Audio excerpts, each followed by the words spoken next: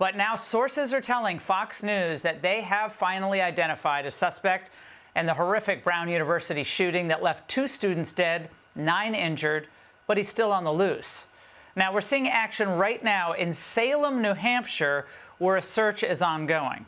Boston 25 is reporting that it's related to the shooter and the investigation, saying that the FBI agents and members of state police are on the scene. So at this hour, we're still waiting for authorities to hold their press conference. They postponed it hours ago, and we knew there must be something big happening for them to have done that. We will bring it to you and any breaking coverage as this comes.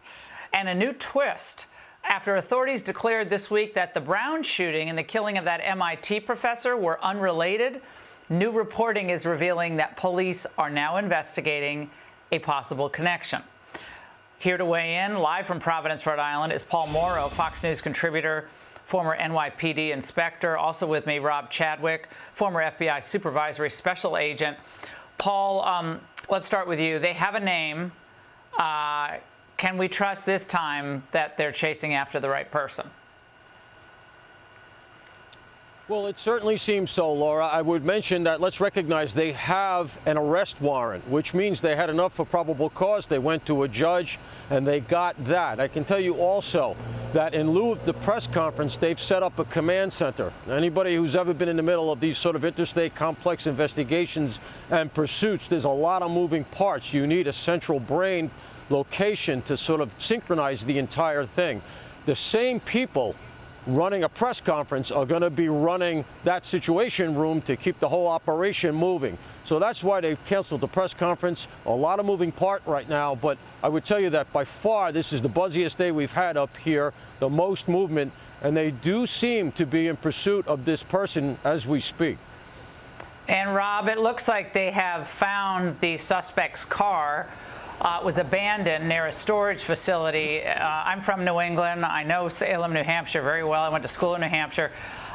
So this is not that far from Boston. It's fairly close. But they pegged that car. I think it had been located, it looks like, at the scene of the crime. We saw a lot of internet sleuths that were picking out, I think, that same particular vehicle over the weekend. What do you make of this activity in Salem, New Hampshire at this hour, Rob? You know, Laura, Paul is spot on there. All of the resources are going to be either in the command center or deployed, you know, at where they think the subject may be. So at this point, I would say the citizens in and around that area need to take shelter, stay inside, wait for further communication from the authorities, because this is by no means over. But, you know, you had earlier, Paul had reported about license plate readers. I'm sure that played part of this investigation and be able to locate this vehicle relatively quickly. And Paul, one thing that was very odd, I think, at the beginning of this was when we heard about the tragic shooting of the MIT professor. He was an expert in nuclear fusion. He was researching clean, unlimited, limitless supply of energy through nuclear fusion, one of the foremost experts in the world on this emerging technology. And almost right off the bat, authorities said, oh, this is unrelated. And before I'd known that on the show, I said Tuesday or Monday, this just seems really weird that within 50 miles and 2 days, prestigious institutions, there are these 3 people dead. And everyone was like, oh, no, not related. I didn't understand that at all, especially when we had no suspects. Yeah, I mean, your mind had to go right to that, right? We had these 2 unusual killings, and they're in relative proximity to each other, and there seemed to be some commonalities. There was an anti-Semitism overlay because the professor here at Brown was in the Judaic Studies program, and of course, reportedly, the MIT professor was also a strong and vocal proponent of Israel. And then, of course, we had all the things that happened around the world. We had Australia, we had our troops that were killed in Syria. And so the commonality seemed to be maybe Iran, maybe some kind of Islamist event. But right now, all of that is still up in the air, and I hesitate to speculate too much. You know, Iran is not going to use a low-rent person who wanders in and happens upon, I believe, just came into an unguarded building because the security was so bad. I mean, has it come to that's the kind of person they're weaponizing? I'd be skeptical. But that doesn't mean there isn't a link here. Very often these things end up being a lot more prosaic than they seem. So we're going to have to wait and see. I do think that we're going to get something going on tonight relative to an apprehension and maybe at a late night press conference. Rob, how concerned are authorities on the scene that there could be booby traps, there could be explosive devices? If you're going to go to the trouble of casing a lecture hall or a classroom at Brown University, and if related, track down a professor at MIT at his home, then you're capable of anything. So these law enforcement officials have to be supremely careful of their own movements, correct?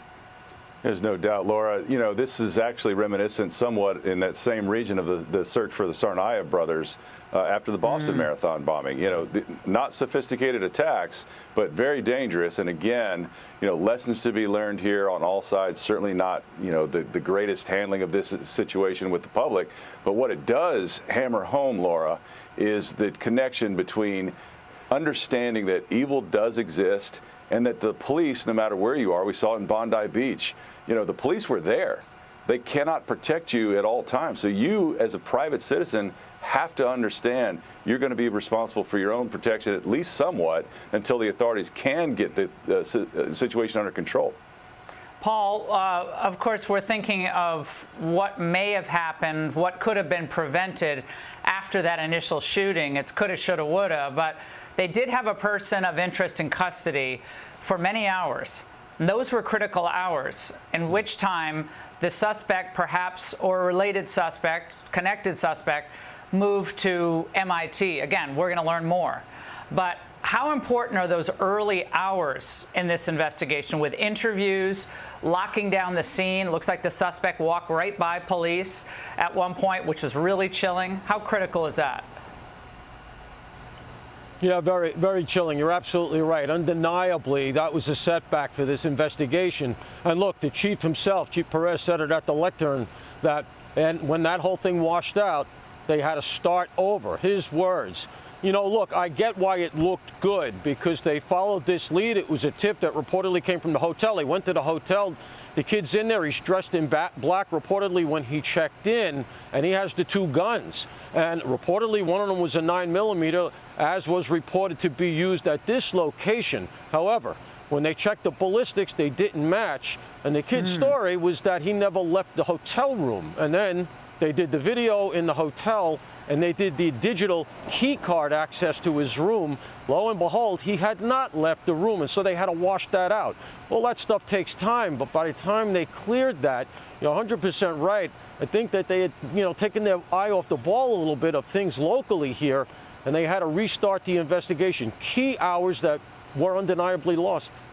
Rob, new details are coming in right now. A Salem Police Department mobile command center is on the scene. It appears that law enforcement is either getting ready to enter the building, or, you know, they're actually talking to someone inside, from reporters that are on the scene there.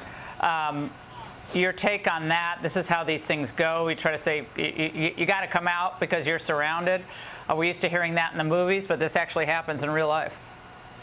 Yeah, that's right, Laura. So what will be happening right now is the tactical teams will be set up. They'll have what they call an emergency assault plan in case things break bad. They'll have to go in right away. Obviously, the preference, though, is to preserve life, including that of the suspect, negotiate. If time is on their side, they'll have plenty of time to talk this person down, talk them out, so that people aren't put at risk. But, of course, they're ready to react at a moment's notice if things change quickly. Paul, do you believe that in this situation, they have already attempted to breach entry into that building? One of the, you know, police commando types already in that building, not waiting for the individual to come out. Well, not being at the scene, it's hard to say, but I will tell you this, Laura. The general rule in hostage situations like this, they call it a hostage barricade. It doesn't matter if he doesn't have another person. The point is they know who this person is, right? There's a very good chance they got the phone already. They're going to try to do this non-violently. They're going to try to get this person out without doing that, without having to go kinetic, as they say, breach the door, go in, flashbangs, everybody yelling. It's better to try to get the person to just come out, surrender. It's less risky for the officers and for for the suspect here. So I wouldn't be surprised if they're still at this stage, depending on where we are here, with a phone call, maybe a megaphone, trying to get the person to come out. They know who the person is, so they might know some of the buttons to push to try to get him to come out. It's better alive, because you can find out a lot more relative to motive and things like that. And most importantly, did he act alone? That's what you really want to know. You want to know that the danger is over. Rob, we've seen in situations like this where suspects' family members are called to act as intermediaries, to plead for a peaceful ending to this. But this individual, or individuals, we don't know how many, I mean, presumably there's one person, but killed 3 people and grievously wounded 9 others. So they're capable of a lot of killing. And do family members even help in this situation? If they're local, if they're foreign, again, we don't know. But they presumably have any social media history and any recent text communications by this individual if he's not on a burner phone. Yeah, so what you're going to have, Laura, is you're going to have a lead negotiator, if that is in fact the stage we're in right now, who's sort of, running point in contact, hopefully, with this suspect. It's very reminiscent of when they had the younger Tsarnaev brother, remember, trapped in that boat. They knew exactly where he was. There certainly wasn't a hostage in there. But again, they had time on their side, negotiations worked, and he eventually surrendered peacefully, again, to Paul's point, not putting anyone, especially the police or the general public, at risk. So they've got plenty of time, all the resources in the world. We want to get this guy alive so that we can determine who else might have been involved and really ferret the rest of that out. And Paul, for the future of security on college campuses across the United States, frankly, any soft targets, it's really important to take him alive, to find out, if possible, what he did to breach the building, how he knew the security was lax, if he wasn't familiar with the building already. I mean, I think there are a lot of worried parents out there tonight about the safety of their sons or daughters going back to school after Christmas break to see if everything's going to be, safe and sound for them. Yeah, I think that's a key takeaway. You're going to have a security assessment here to see what went wrong. We already know a lot that went wrong, right? No key card access, the door potentially propped open. There was the alarm that went off late. Reportedly, the text message that went late. There was no security guard. This was a very sort of half-baked enterprise here that really did not seem to take into account that this is the most forward salient of Brown University. This is like the outer perimeter of it, and it abuts a residential neighborhood. With all that lack of security, forget an active shooter, which, by the way, high schools are worried about in this day and age, never mind a university like this that does all this kinds of engineering research. But, with this kind of open building, anybody could have wandered in, a homeless person looking to do burglaries or something. So the security really was lax, and it is a larger lesson, I think, for the university system nationwide. They have to wise up. The cameras are necessary, and the fact that there was no ingress and egress cameras here is kind of inexcusable from where I sit. That one I'm very hard on. You can't do that, and it's unfathomable. No, it's unbelievable. Rob, and finally, just to this point, this man was kind of casing the area, the person of interest casing the area for odd movements, odd stop and start.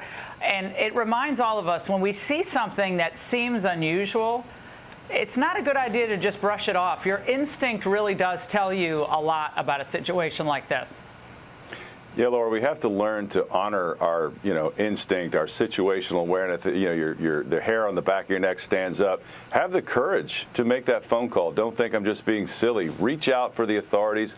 Believe me, the police are glad to get as much help from the public as they can. Defund the police really did a lot of damage to our public safety agencies. A lot of lessons to be learned here. They're going to be painful lessons, I'm sure, but we can absolutely do better. Great point about the defund the police. Paul and Rob, thank you both very much.